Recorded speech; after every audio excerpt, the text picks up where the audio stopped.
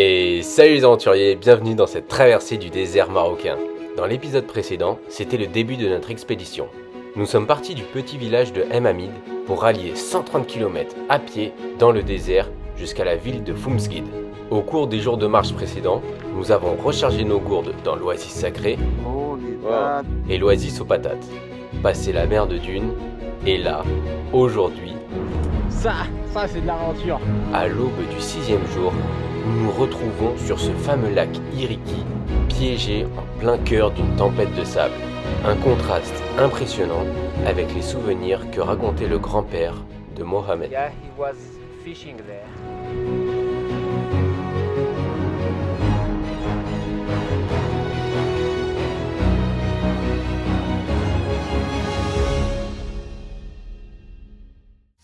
Pour Johan et moi, c'était la première fois que nous expérimentons ces conditions. Des rafales de vent à plus de 60 km/h, avec du sable qui vient nous fouetter le visage. La visibilité est très réduite, mais nous permet néanmoins de marcher sans avoir besoin de s'encorder. Nos stocks en eau sont pleins, donc nous faisons plein cap vers l'ouest.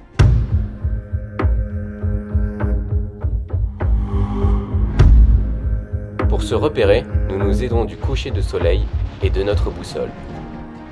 Et par mesure de sécurité, nous préférons monter les tentes avant la nuit. Et nous avons bien fait, car ça a été un vrai chantier. Surtout avec la tente de Johan.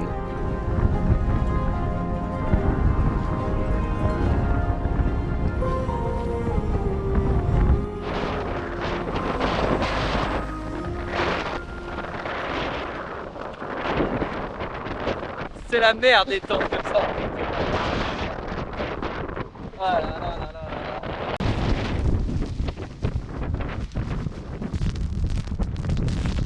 La patience est une putain de vertu. Surtout chez Fort Laz.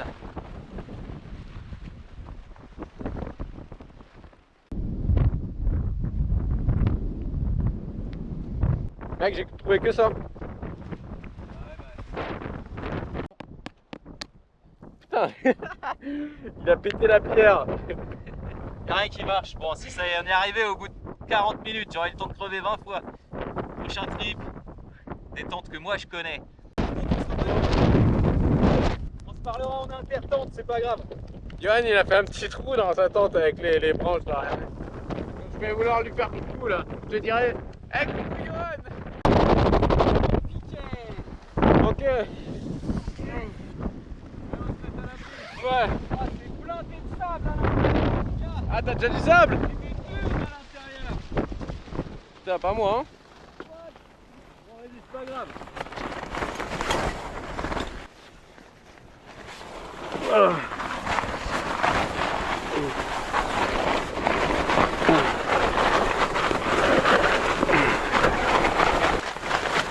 Là, on est protégé à l'intérieur de nos tentes.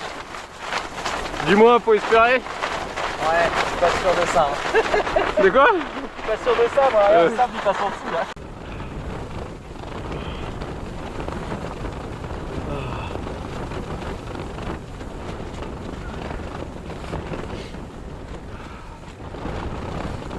Bon, c'est bon, on est installé à l'intérieur de nos tentes. On a fini de monter le bivouac, c'était pas évident. Surtout pour Johan malheureusement, parce que vous avez vu, on a une tente très différente. Moi c'est une tente portante avec une structure. Et lui, non, la structure de sa tente c'est bâton. Donc c'était vraiment galère. Et là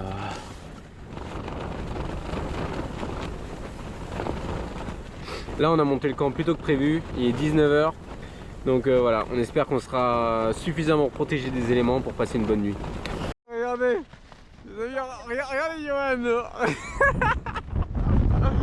Johan.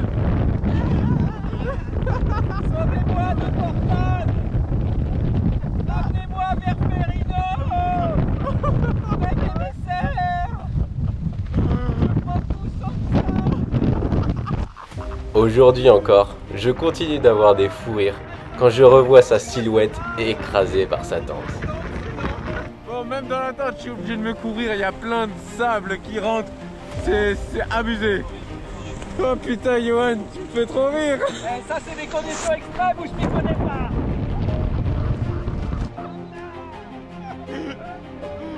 Oh putain, ouais, heureusement qu'on est motivé. Dis-moi aussi ta barre de chocolat que je comptais garder rien que parce que c'est dur. Hein. Ah, tu vas la manger là?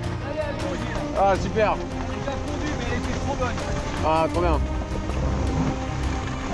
Bon, pour aller chier, on va rigoler. Hein. Oh putain. Perso, je vais me retenir. Je crois que pour aller aux toilettes, ce sera demain. Même là, partout, vous imaginez pas, il y a plein de sable qui rentre à travers la moustiquaire, des fines particules. Donc je pense que je vais passer la nuit comme ça avec mon sèche pour protéger un peu ma respiration. Tout le sable qui rentre dans la tente là. Ah, j'ai pas les mots. J'ai pas les mots. Là, j'ai pas les mots, mec. Hein. C'est l'aventure. C'est l'aventure, ouais. C'est l'aventure, ouais. Ouais, c'est l'aventure. Ouais. C'est l'aventure. Ah, on va passer une bonne nuit. Avant de dormir, par instinct, j'ai quand même préféré nous confectionner un petit système de sécurité. Moi, ça fait très ambiance apocalyptique. Parce que là où on s'est installé, il peut y avoir du passage, notamment des camions de marchandises ou alors des jeeps. Et on n'a pas du tout envie de se faire écraser dans notre sommeil. Du coup, on a mis des signaux lumineux. Vous avez vu, moi je me suis mis en mode voiture de police. Comme ça, au moins, je suis sûr, ils vont pas m'écraser. J'en ai un sur le toit, un derrière. Johan, il en a un aussi. Ça reflète sur nos tentes. On nous verra parce que là, il y a très peu de visibilité, d'où l'intérêt de mettre ça. Voilà, donc sur ce, souhaitez-nous bonne nuit. Bonne nuit mon frérot. Bonne nuit mon poulet. Profites-en, elle est géniale celle-là. Ouais, c'est une bonne nuit ça. Ah, c'est une bonne nuit ça. Ça, c'est l'aventure, c'est ça qu'on aime. C'est la rentrée. Bon allez, à demain. Cette nuit-là, pas de blague autour du feu, ni de ciel étoilé. C'était chacun dans nos tentes et le dîner a été très bref. Seulement quelques biscuits. Le sable s'incruste de partout. Je me réveillerai plusieurs fois dans la nuit avec des difficultés à respirer.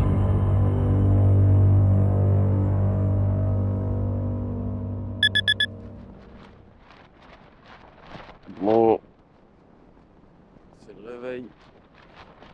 Oh là là là, la tente elle est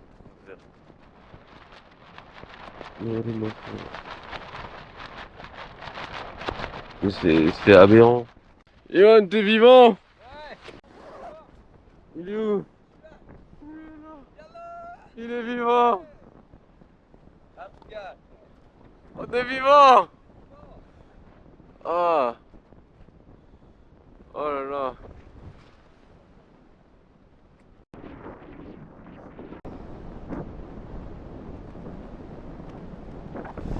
On va aller voir la tente de Johan commencer à l'intérieur. Oh là là là.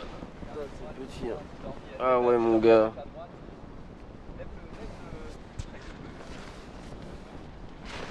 Regarde. Ah ouais. Non mais attends mais mec mais regarde viens voir ma tente hein. Je crois qu'avec la moustiquaire. Regarde ma tente mec. Regarde va voir ma tente. C'est vraiment des parties. Ah ouais. Ah pareil. Non mais mec. Ah ouais. Ah non mais toi t'as. Moi Ouais, je suis ouais. dans le sable hein. Toi c'est encore pire que moi. Bah oui t'as vu. Excellent. Ah bah Ça voilà. va, Ah bah finalement je préfère ma tente à la tienne. Oh mon poulet. Mec, je Oh, te jure, pardon. j'ai dormi mais sur la plage. Regarde, il y avait des dunes dans mon sein. C'est ça. Il y avait Ah non, des mais dunes dans ma tente. J'étais prêt à faire la même. Je t'avoue que là tu m'as battu sur ce coup-là. Mais regardez, c'est vraiment mais aberrant.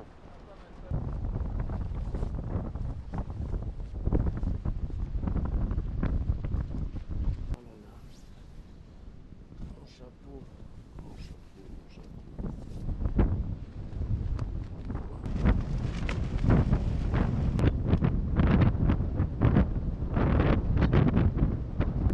Les amis, vous connaissez Aladdin et le roi des voleurs? Regardez, je vous montre. Après avoir bien rigolé et un petit déjeuner rapide, On a pris notre petit neige là, tranquillement, ici. Là, le vent se relève. On voit même plus l'horizon, notre objectif qu'on avait de vue pour aujourd'hui. nous reprenons la marche. Il nous reste environ une soixantaine de kilomètres avant d'atteindre la fin de notre aventure. Nous y serons probablement dans 2 ou 3 jours. Au passage, on a croisé des dromadaires au milieu de ce vacarme. Comme quoi, cet animal est parfaitement adapté aux conditions extrêmes du désert.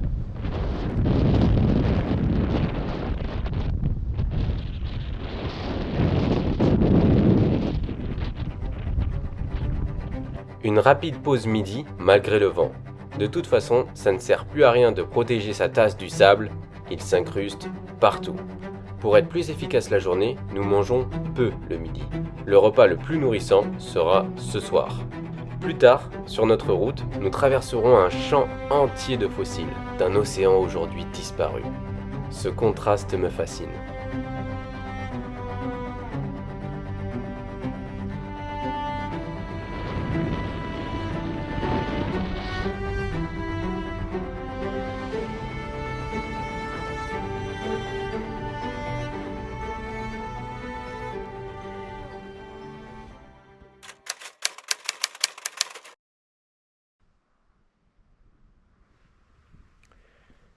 Bon, notre journée de marche se termine ici. Mon dos a craqué. Je sais pas combien de kilomètres on a fait, mais on en a fait beaucoup. On a un point d'eau qui est là-bas. Un vieux monsieur berbère nous a aidé à ouvrir le robinet tellement on ne le voyait pas. Très gentil de sa part. Et du coup, nous on a installé notre campement ici à côté. On va utiliser la souche pour s'asseoir tranquillement.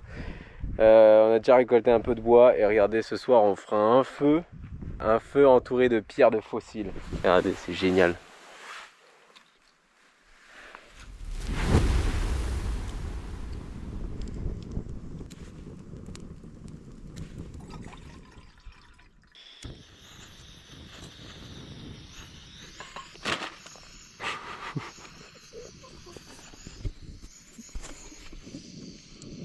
Ces merdes là encore.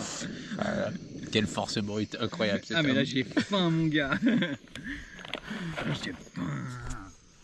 J'ai faim. C'est comme ça que je traverse des déserts moi, grâce à ça là. Faut qu'il y ait de la nourriture dans les muscles. J'ai faim, laissez-moi manger. C'est l'heure de se mettre à table. Bon alors là Axel, j'ai vu un gros insecte et je lui ai dit tiens Axel, parce qu'il adore les insectes, donc il a couru après et il a voulu l'attraper avec ses mains et il s'est pris un jet d'acide ou quelque chose de défense de ce pauvre petit machin. Dans la bouche, dans les yeux, donc très vite il a eu le très bon réflexe de mettre de l'eau. Et puis là ça a l'air d'aller quand même bien. Bon, après il saigne un peu du nez mais ça c'est dû au sable qu'on se bouffe. Je sais pas, j'espère. Hein. Non c'est sûr. C'est trop la coïncidence. Non, c'est le sable, t'as été très violent, t'as soufflé très vite. Moi aussi j'ai saigné un peu du nez à cause du sable hier. Que j'ai reçu des gouttes d'acide là, sur les lèvres là, en plus qui sont gercées et tout, ça m'a mis à me brûler direct. Et là, bon. En m'essuyant le visage en fait, là j'ai vu que je saignais sur ma djellaba. Là j'ai du sang aussi. Bon bah au moins comme ça, tu sauras qu'il faut pas attraper une bestiole qu'on connaît pas. La nature ne pardonne jamais, Axel. C'est la leçon numéro 1. C'est la leçon numéro 1 en plus. Je pensais pas, tu sais. Non mais ça arrive, là, avec la fatigue, avec tout ce qu'on a eu dans la journée, ce sont des petites erreurs comme ça. Mais ça fait le voyage. Tant que tu vas bien, c'est le principal. Et tant que la petite bestiole va bien aussi, on est bon. Allez se planquer. Ça va pas gonfler? Non. Santé. Santé frérot. On a eu une belle journée. Bien joué aujourd'hui. À demain.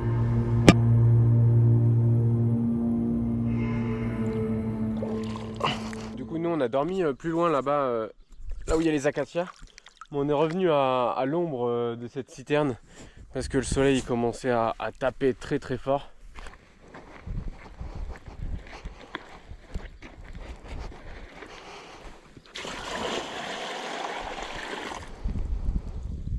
Bon les amis, 8e jour de l'aventure, on s'est bien réveillé et on ne sait pas pourquoi mais d'habitude les animaux ils sont très farouches avec nous et là en fait ce matin on a vu l'homme, le vieil homme qui habitait là, il est parti avec sa mobilette.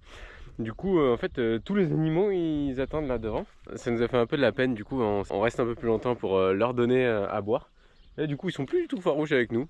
Les dromadaires d'habitude c'est impossible de s'approcher autant, ils partent en courant, même les ânes ils sont très sauvages aussi. Et là, comme quoi ils avaient vraiment soif.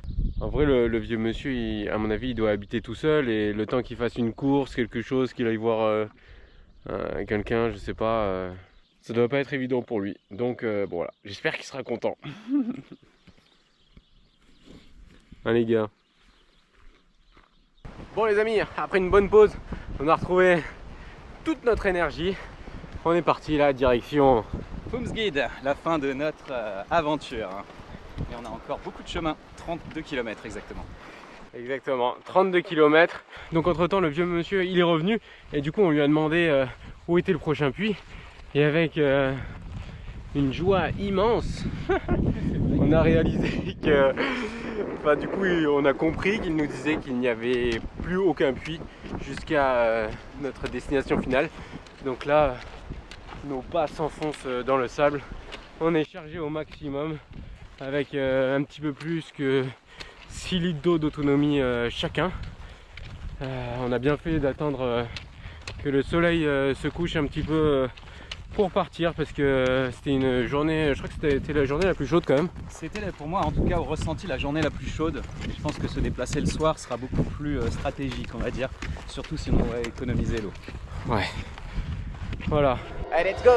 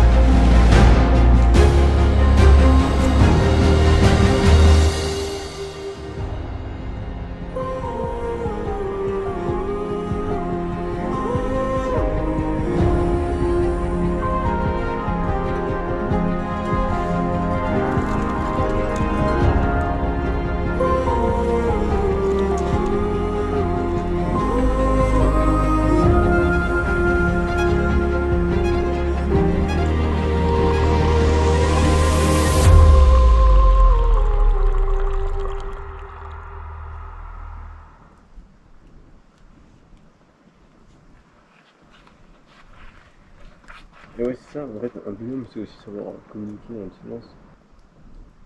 Non, mais en vrai. ça fait 15 jours et c'est maintenant que tu le comprends.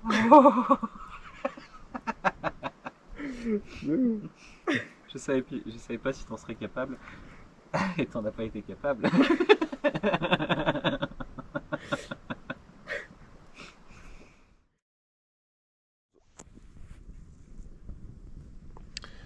Bon, du coup, j'ai pas non plus eu froid toutes les nuits. Chaque nuit, la température était différente. La météo varie aussi beaucoup.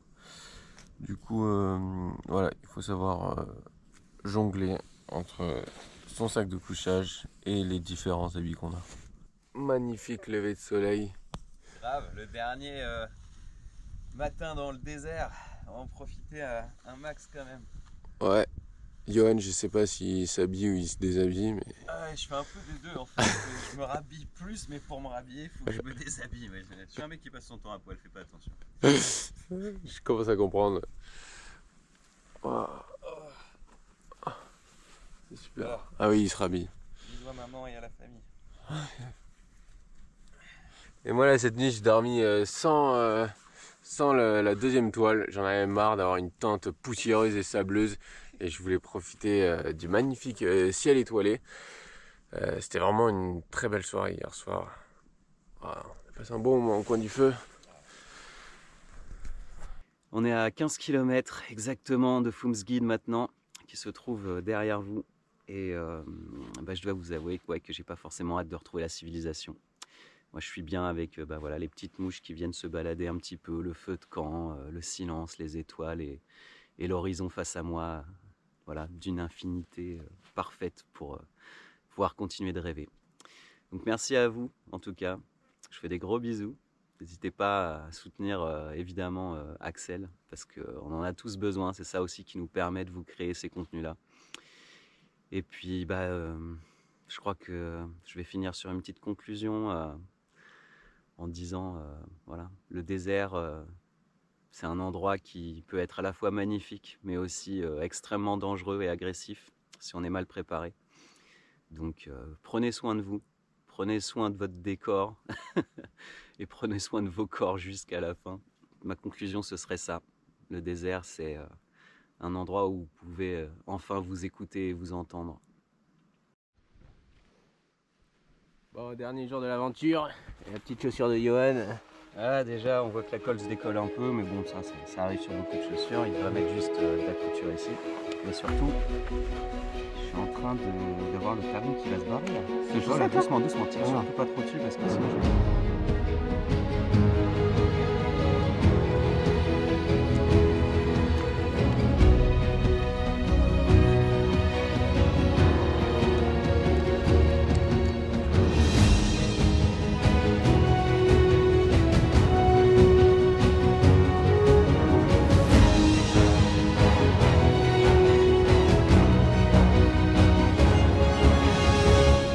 Je tenais à vous remercier d'être resté jusqu'au bout pour suivre notre aventure, nos péripéties, nos moments de galère et nos moments de joie. Merci à vous et continuez de me soutenir de la même manière que vous le faites. Ça m'aide et ça m'encourage pour mes prochaines aventures. L'aventure, c'est un peu comme les pistes qu'on a pu prendre. Parfois, c'est incertain. Et du coup, pour cette expédition dans le désert, j'ai vraiment apprécié le fait qu'on soit en binôme. Un binôme, ça apporte un petit peu comme un second souffle. Alors merci énormément à toi Johan de m'avoir proposé de venir avec toi. Cette idée de parcours, c'était la tienne. Et je pense qu'on a fait une belle aventure, une belle péripétie. On a bien rigolé au coin du feu. Et c'est ça qu'on voulait, c'était pas un exploit sportif. On voulait prendre notre temps. Tu m'as dit, découvrir un environnement, c'est pas le traverser, mais prendre son temps de le comprendre.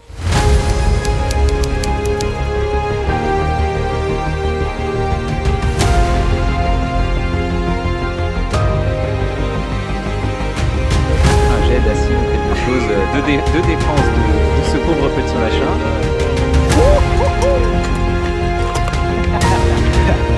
On passe de paysage en paysage, il y en a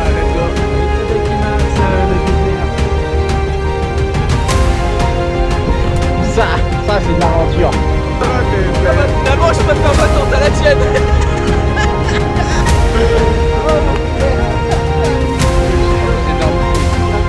Il y avait des dunes dans mon train.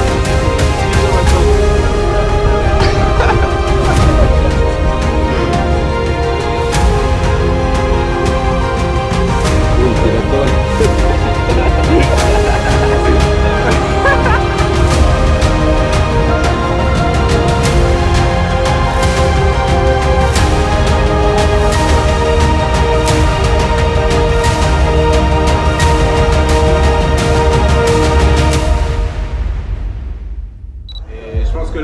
On va repartir sur la désaventure en solo. Donc n'hésitez pas à suivre tout ça sur nos plateformes respectives. Et sur ce, on vous dit shukran. Shukran. Et bon appétit aussi.